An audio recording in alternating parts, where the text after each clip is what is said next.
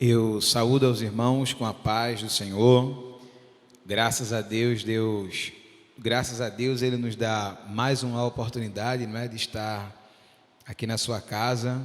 Você está aí na tua residência e eu estou aqui na casa do nosso Deus, o lugar onde nós habitualmente nos reuníamos para fazer os cultos, mas por causa dessa quarentena, infelizmente não está sendo possível, mas aprove ao Senhor que cedo nós possamos estar aqui novamente a fim de cultuarmos juntos no calor humano, na coinonia, e com certeza será uma bênção.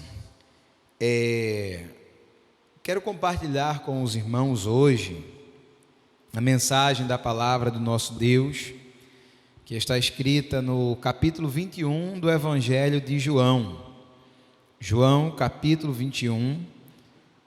Nós temos aqui uma palavra, uma passagem que fala sobre Jesus depois da sua ressurreição. E o versículo 1 diz assim: depois disso, manifestou-se outra vez Jesus aos seus discípulos junto ao mar de Tiberíades, que é o mar da Galileia.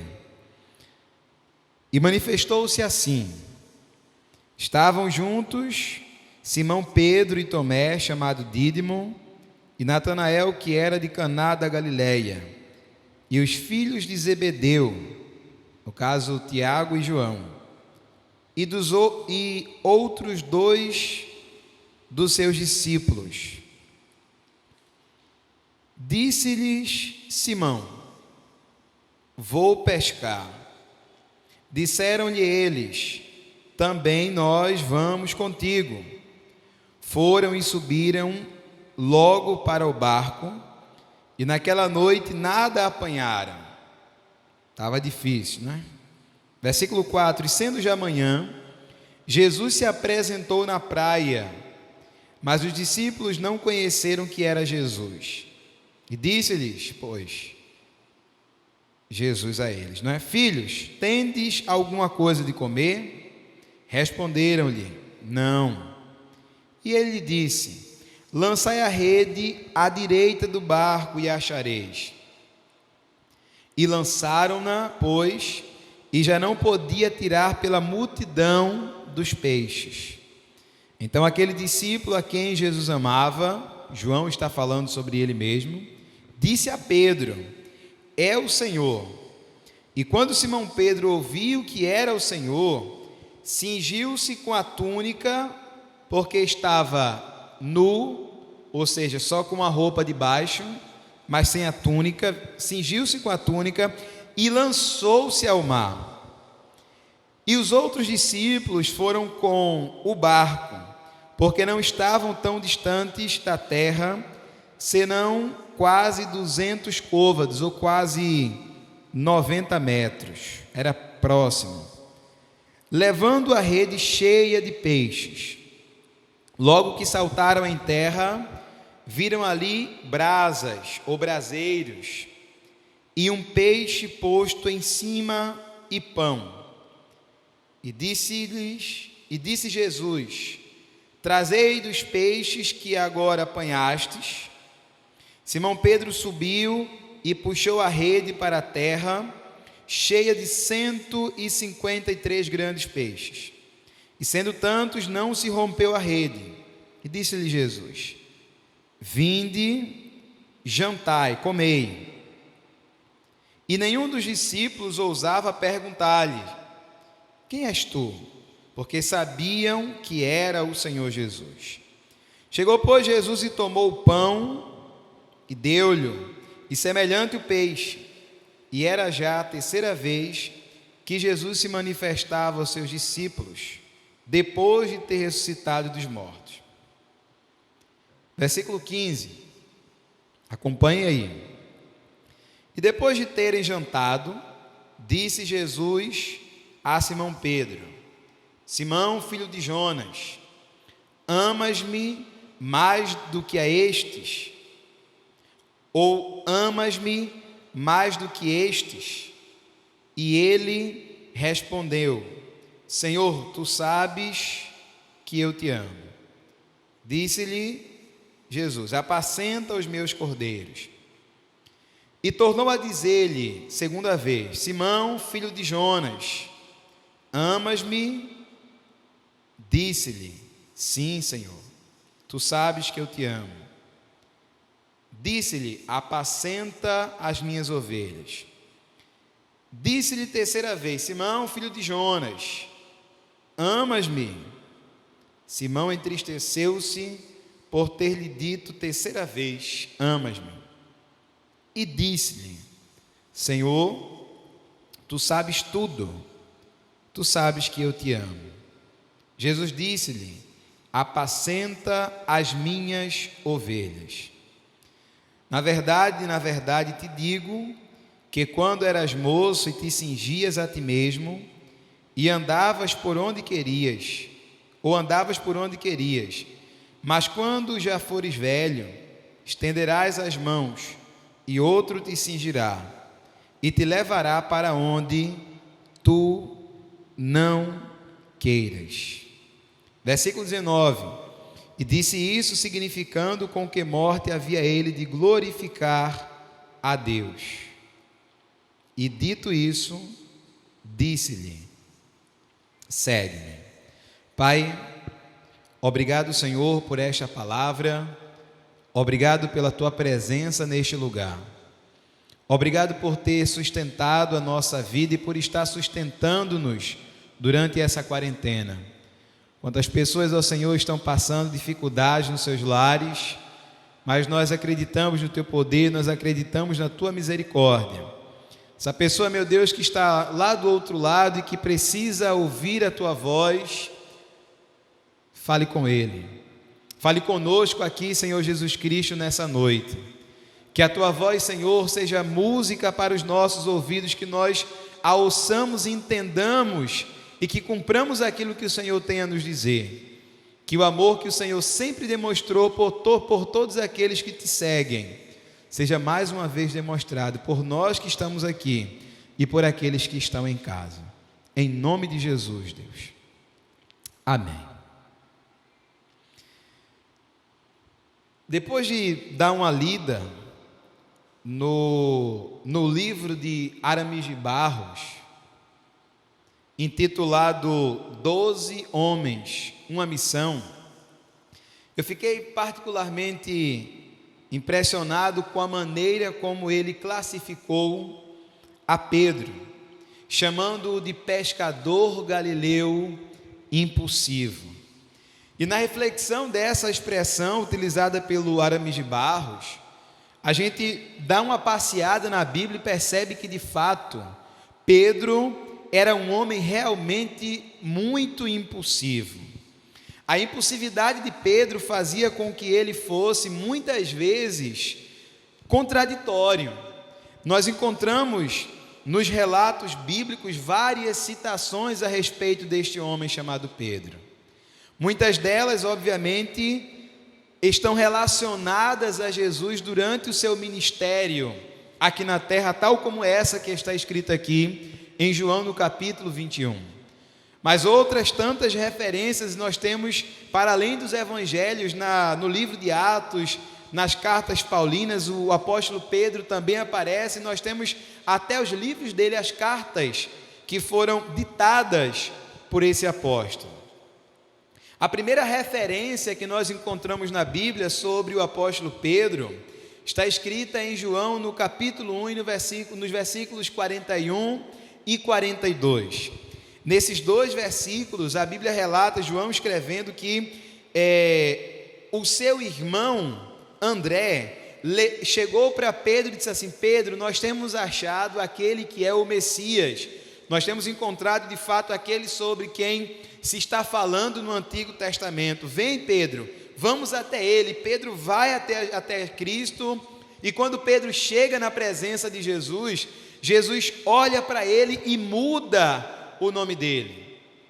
E diz assim: olha, você vai ser chamado agora, Simão, você vai ser chamado de Cefas, que quer dizer Pedro, pedra, pedaço de pedra, ou fagulho de pedra.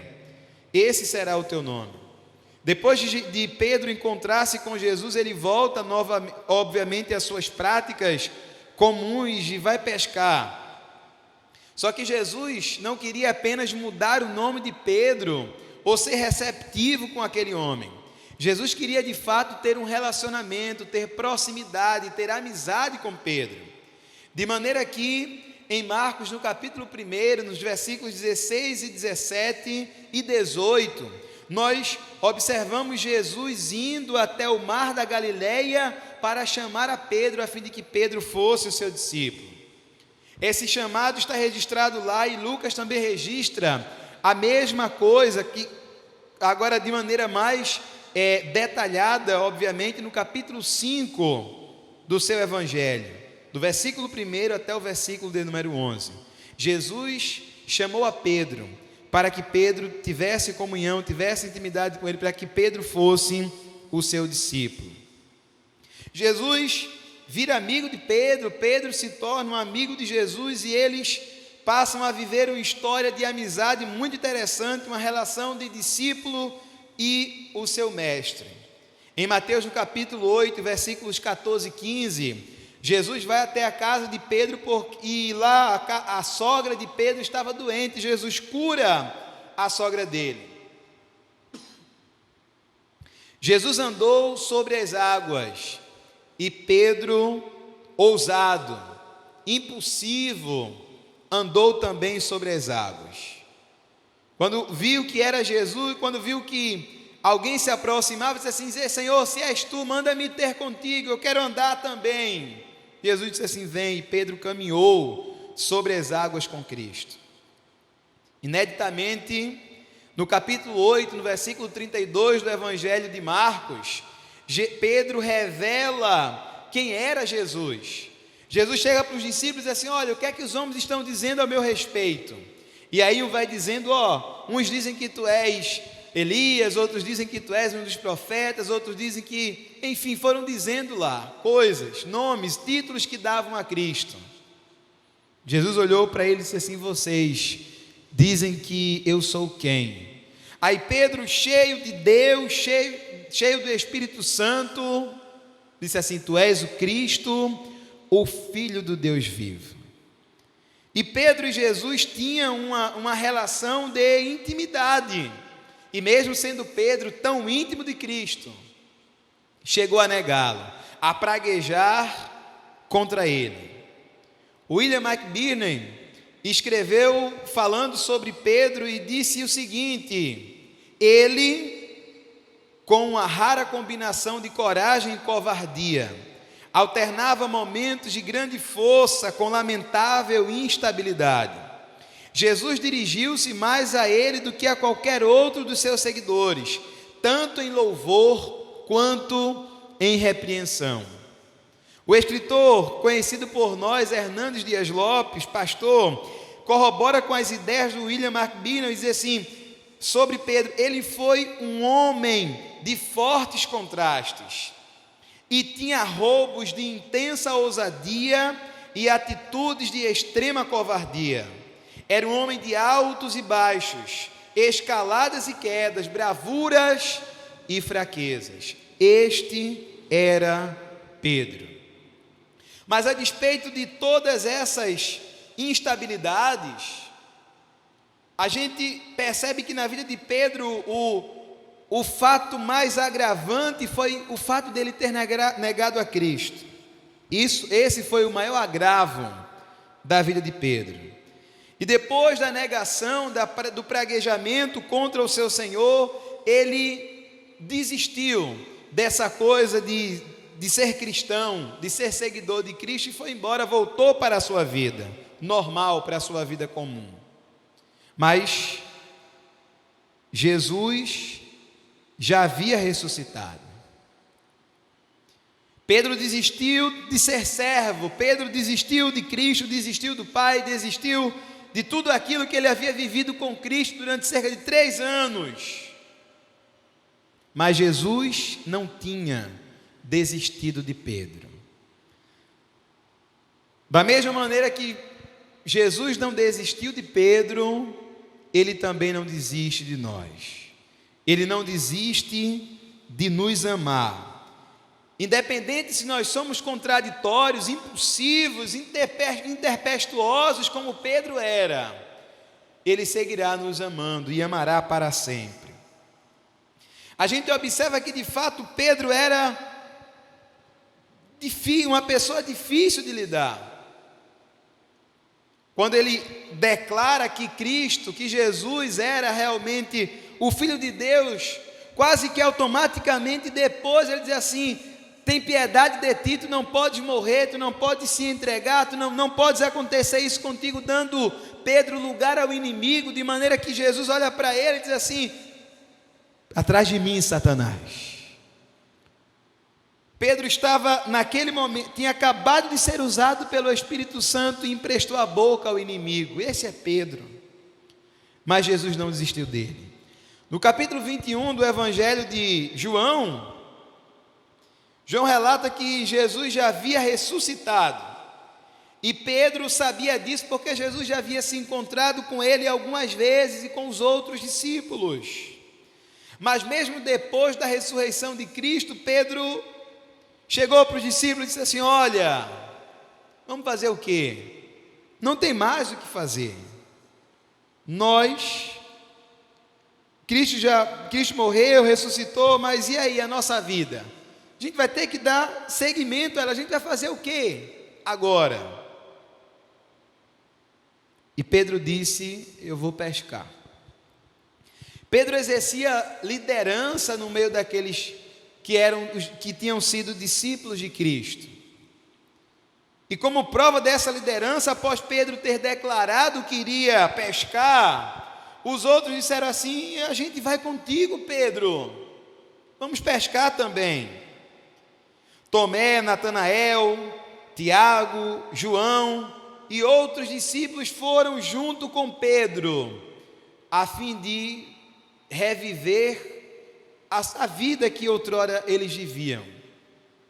Pedro se esqueceu que Jesus havia aparecido exatamente ali no mar de Tiberíades, no mar da Galileia, e depois de uma manifestação maravilhosa, de um milagre maravilhoso, a pesca maravilhosa que eles fizeram por causa da palavra de Cristo, depois disso, Jesus olhou para Pedro quebrantado e disse assim: a partir de hoje em diante, você não precisará pescar mais, você será pescador de homens. E Pedro aqui está voltando para a vida que outrora ele havia tido.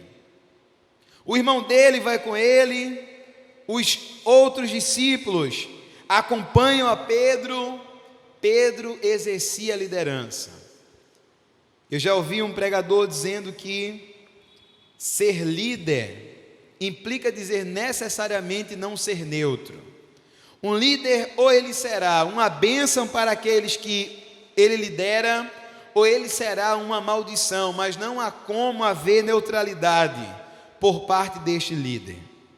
E Pedro era um líder nato, e como líder ele disse: vou pescar. E os outros disseram: Pedro, a gente vai acompanhar você também nessas pescas, vamos voltar a fazer isso.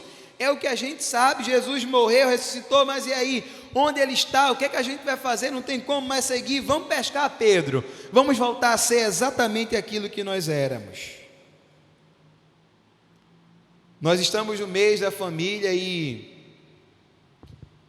precisamos, enquanto representantes no lar, enquanto líderes dentro de casa, líder de uma família, o pai de família, a mãe que gera uma família e que conduz essa família, precisa entender que ser líder não é algo simples, não é algo fácil. Porque se o líder decide debandar, todo mundo vai debandar junto com ele, todos os seus liderados. Muitas vezes os filhos vêm à igreja porque o pai e a mãe conduz a criança, o jovem, à igreja. É preciso que nós saibamos exercer liderança e que a nossa liderança seja direcionada por Deus, para que nós não tomemos atitudes impensadas, erradas, equivocadas, como essa atitude que Pedro tomou, de voltar a pescar, e os outros o acompanharam no seu erro. É assim que eu enxergo. Eu sei que alguns intérpretes da Bíblia entendem que Pedro não tinha outra opção, ou ficava na ociosidade ou ia pescar, e entre a ociosidade e a prática da pesca resolvera pescar. No entanto, Jesus havia dito claramente a Pedro: de hoje em diante tu serás pescador de homens, Pedro. Tu serás ministro do Evangelho, tu pregarás a minha palavra e conseguirás almas para o meu reino. Foi isso que Jesus tinha dito a Pedro. Mas Pedro esqueceu e voltou à sua antiga vida.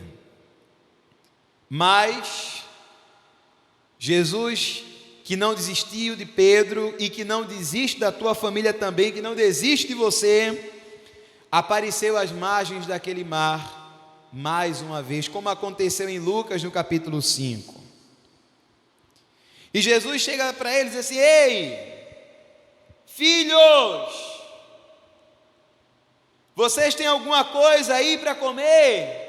Olha o tratamento de Jesus para com aqueles homens, chamando-os carinhosamente de filhos. Bendito seja o nome de Jesus. É assim que Ele te trata, é assim que Ele te vê, é dessa maneira que Ele te enxerga. E os discípulos disseram: não temos nada aqui para comer. Aí Ele disse: olha, faz uma coisa, lança a rede à direita do barco e vocês vão conseguir achar peixes. Eles estavam certamente com fome, não tinham pescado nada, não tinham nada para comer. E Jesus disse: lança a rede do lado direito e vocês vão achar peixe. Até então os discípulos não haviam identificado que de fato ali estava Jesus. Achavam que era talvez um mestre na pesca, alguém que conhecesse aquele mar mais do que eles, hábeis pescadores. E não a contragosto resolveram fazer o que aquele homem que estava lá na beira do mar disse, e lançaram a rede. Quando lançaram a rede, a surpresa foi grande, porque eles sentiram que a rede estava pesada e que haviam pescado uma multidão de peixes, segundo está escrito no versículo 6 desse capítulo 21. Interessante é que antes não haviam pegado nada. Sabe por que eles não haviam pescado nada? Porque obviamente Jesus tinha um milagre a realizar. Mas isso também nos traz uma mensagem de que quando a gente decide fazer aquilo que Cristo disse que não era mais para nós fazermos, a coisa não dá certo, vai dar errado. Se Jesus te tirou de um local e Ele disse assim: não quero mais você ali, você insiste a voltar para aquele lugar, vai dar errado, e isso será inevitável. Parecia que aqueles hábeis pescadores tinham desaprendido a arte de pescar. Mas Jesus chegou no mar da Galileia. Bendito seja o nome de Jesus.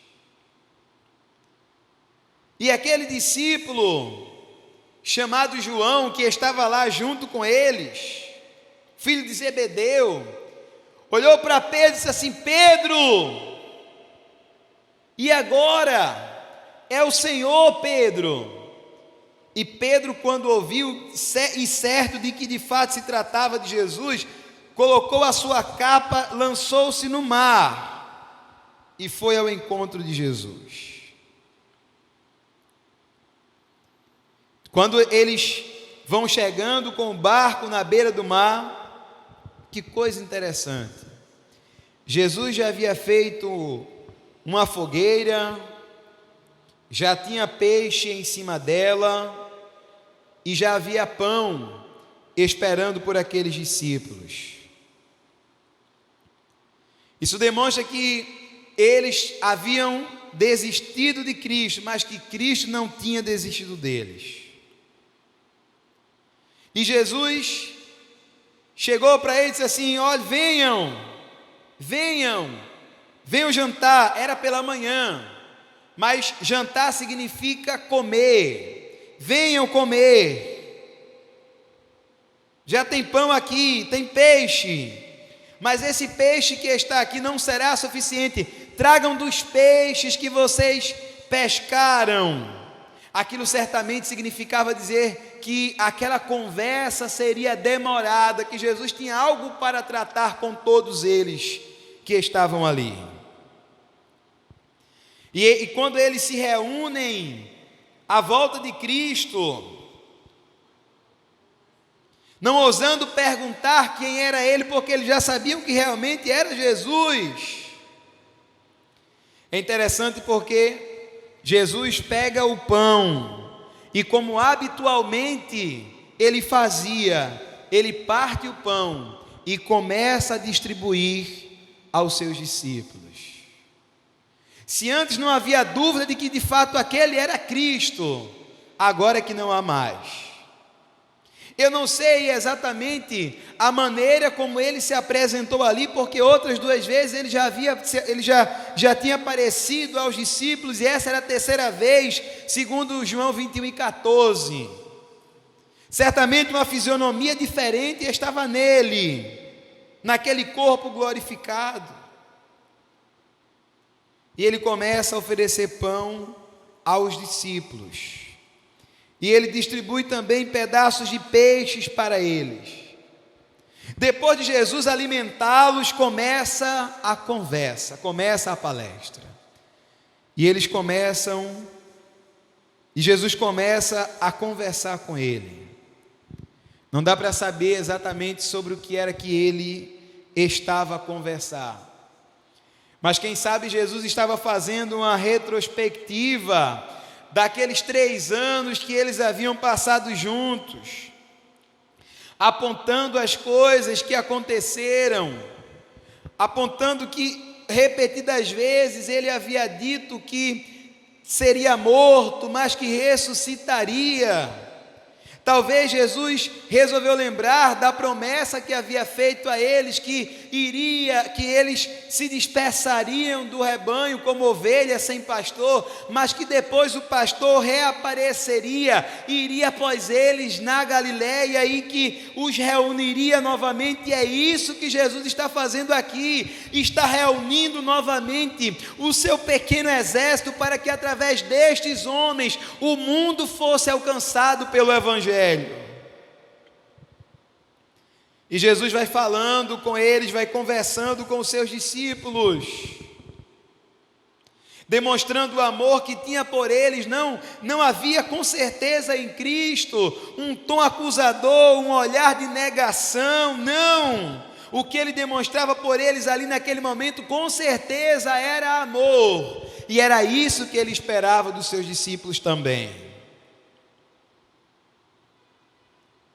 No versículo de número 15, depois de terem jantado, disse Jesus a Pedro: Simão, filho de Jonas, amas-me mais do que estes?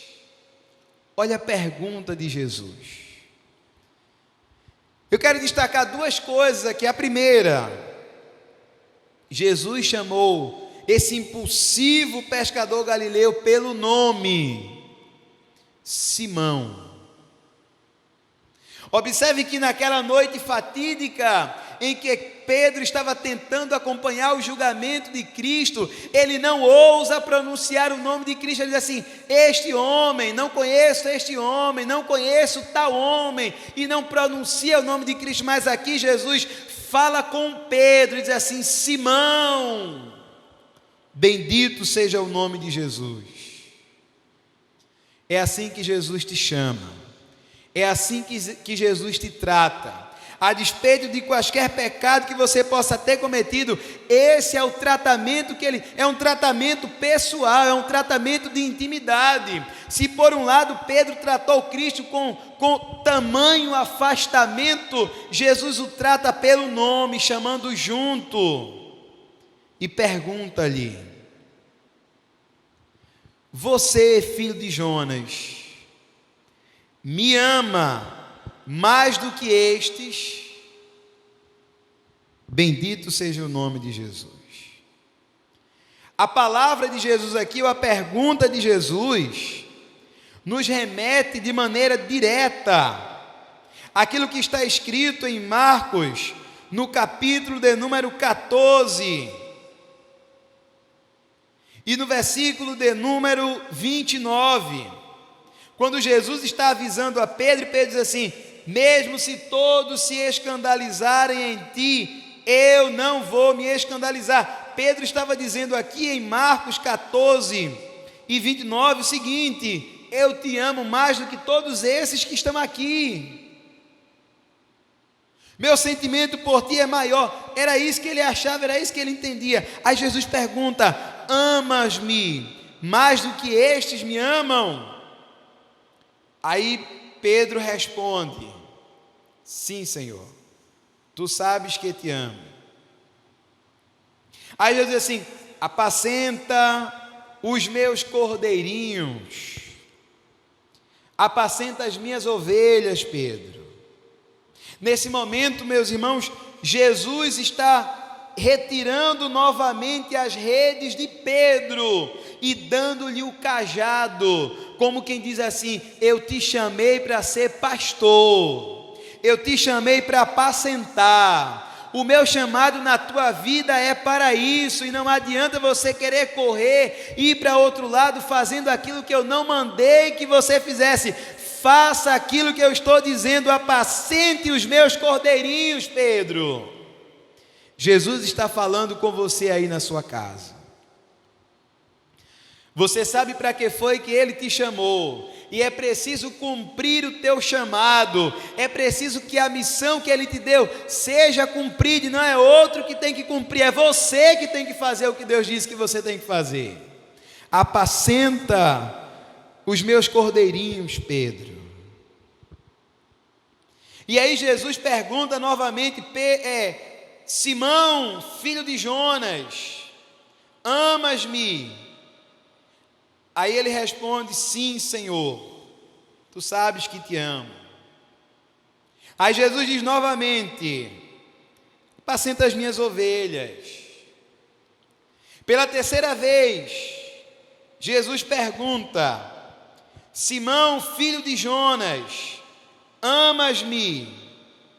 E Pedro se entristeceu, porque já era a terceira vez que Jesus perguntava. Alguns estudiosos afirmam que há uma diferença na maneira como João escreveu este texto, porque na pergunta de Cristo, a palavra utilizada ou o amor descrito no grego é o agapao, mas no entanto Pedro estava respondendo esses questionamentos com outra expressão que também significa amor, mas não esse amor divino, esse amor de entrega voluntária, esse amor devoto, mas um amor filho. Eu gosto do Senhor.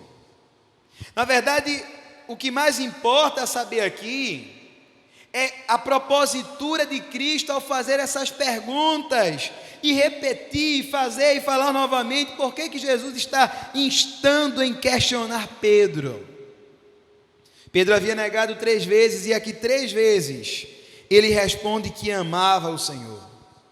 Mas essa terceira resposta me parece que tem um tom diferente, porque antes João registra que Pedro ficou triste.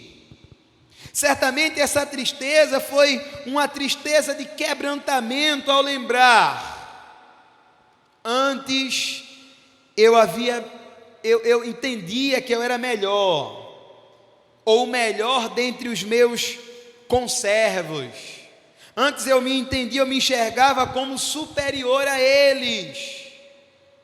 Mas hoje eu não me sinto assim. E depois de Pedro responder: Senhor, tu sabes tudo. Tu me conheces mais do que eu me conheço a mim mesmo. Tu sabes de todas as coisas. Tu sabes o sentimento que eu tenho por ti. Em João, no capítulo 13, no versículo 37, Pedro havia dito que, se fosse preciso, morreria, porque vou dar minha vida por ti. Mas ele negou Jesus e foi embora, fugiu. Mas agora Pedro está dizendo: eu te amo. Mas mais do que eu me conheço, tu me conheces. Tu entendes mais de mim do que eu mesmo entendo. E João, quando escreve este evangelho, está escrevendo certamente depois da morte de Pedro, porque o texto de João foi escrito por volta dos anos 80, 90, depois de Cristo. Então, provavelmente, o Pedro e a maioria dos apóstolos, talvez todos eles já haviam morrido quando João escreveu este evangelho. No versículo 18, ele traz uma explicação, obviamente que é a partir dessa perspectiva que eu acabo de dizer aos senhores. Na verdade, te digo que, palavra de Jesus: quando eras moço, te cingias a ti mesmo e andavas por onde querias, mas quando fores velho, estenderás as mãos e outro te cingirá e te levará para onde tu não queres ir. E João disse isso significando com que morte havia de glorificar a Deus. João não registra a maneira como Pedro morreu, mas nós sabemos pela história que Pedro foi morto crucificado, assim como Cristo também morreu. A diferença é que estavam querendo crucificá-lo da mesma forma que crucificaram o seu Senhor. Ele disse assim: não, faz o seguinte, se é para crucificar, crucifique-me de cabeça para baixo, porque eu não sou digno de morrer como morreu o meu Senhor. Jesus não desistiu de Pedro. Jesus não desiste de você. Depois de Jesus ter falado aquelas expressões a Pedro e ter dito assim: olha, vão te cingir e vão te levar para um lugar que você não quer ir, vão te levar para a morte.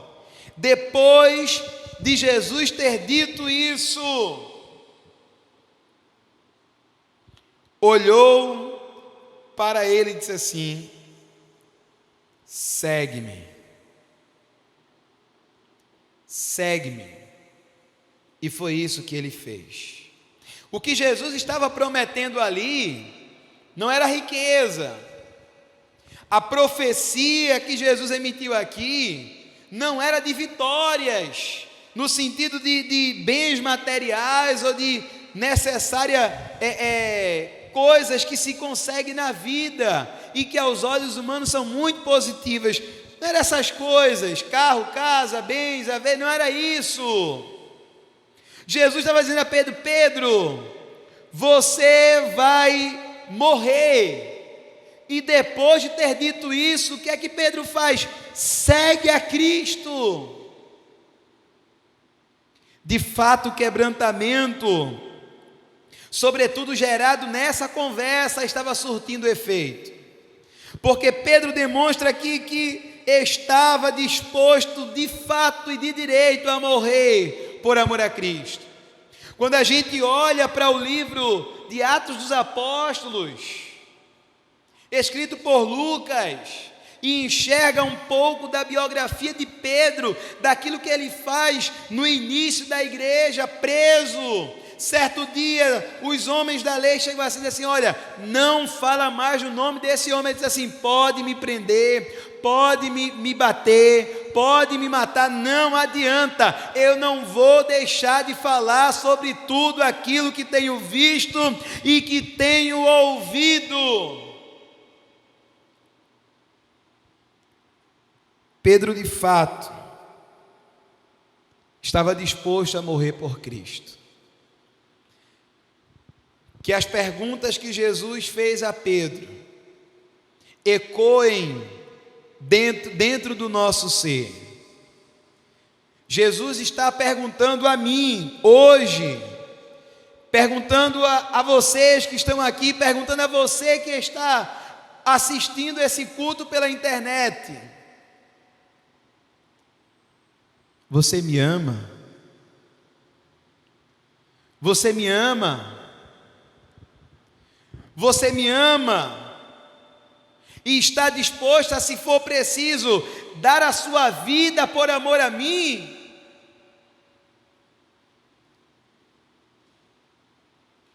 Tomara que nós não sejamos precipitados como Pedro antes do sacrifício de Cristo, mas que sejamos como o Pedro, que depois de Jesus ter ressuscitado, apareceu a ele aqui no capítulo 21 de João, de ter feito essas perguntas: que a tua confiança não esteja em ti mesmo, como estava a confiança de Pedro antes, que esteja como estava aqui a confiança dele, porque ele não estava confiando nas suas próprias forças, ele estava confiando inteiramente em Cristo, reconhecendo a sua pequenez, a sua limitação, as suas fraquezas, as suas fragilidades, mas dentro dessas fragilidades Jesus trabalhou na vida de Pedro, e ele foi um grande ganhador de almas, um grande líder da igreja. Que esse sentimento esteja também em nós, para que nós sejamos grandes líderes, não por nós mesmos, mas por aquilo que o Senhor tem feito em nós e por nós. Bendito seja o nome do Senhor Jesus Cristo. Medite nessa palavra. O Senhor te pergunta hoje, tal qual perguntou a Pedro: amas-me? E até onde estás disposto a ir comigo? Que Deus te abençoe. Louvamos a Deus por essa palavra tão gloriosa. Pedimos que o Senhor continue capacitando cada um dos seus filhos que tem pregado a sua divina e sagrada palavra nesse lugar. Queridos, eu quero fazer nesse momento um apelo a você, quero fazer na verdade um convite a você. Primeiro, um apelo para refletir de fato. Reflita sobre como está a sua vida. Se você quer diante do Senhor tomar uma decisão, aqui está um convite que o Senhor faz para você. Ele quer se tornar o seu pai, Ele quer lhe receber como filho amado dEle. Eu quero perguntar nessa hora, se tem alguém entre nós que gostaria de tomar esta decisão, de entregar sua única vida a Jesus, confiar todo o seu futuro a Ele e viver como filho eterno dEle, para terminar os seus dias aqui na terra e na eternidade, viver exatamente pela eternidade com Cristo. Se tiver alguém nesse momento, nos envie uma mensagem nesta hora, peça na verdade, ajuda alguém para que faça essa oração com você, onde quer que você esteja.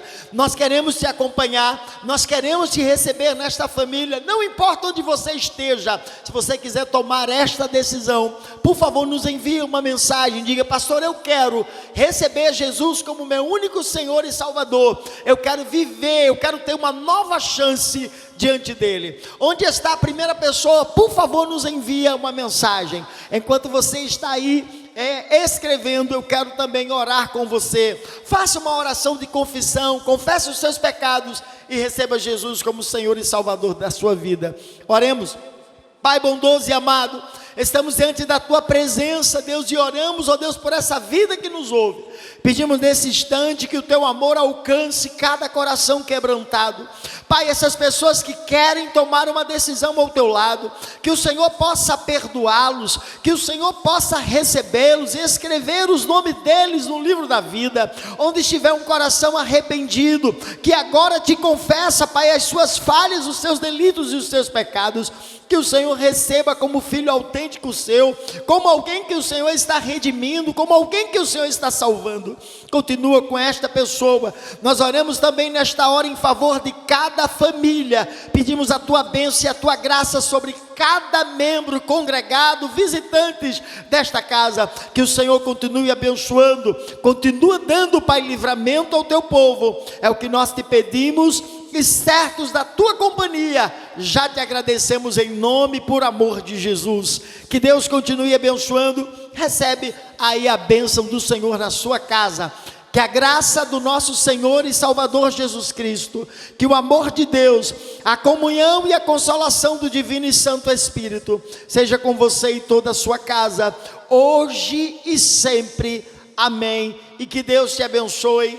Foi de fato um privilégio estar com você nessa companhia no nome de Jesus. Fica na bênção e na paz do Senhor Jesus.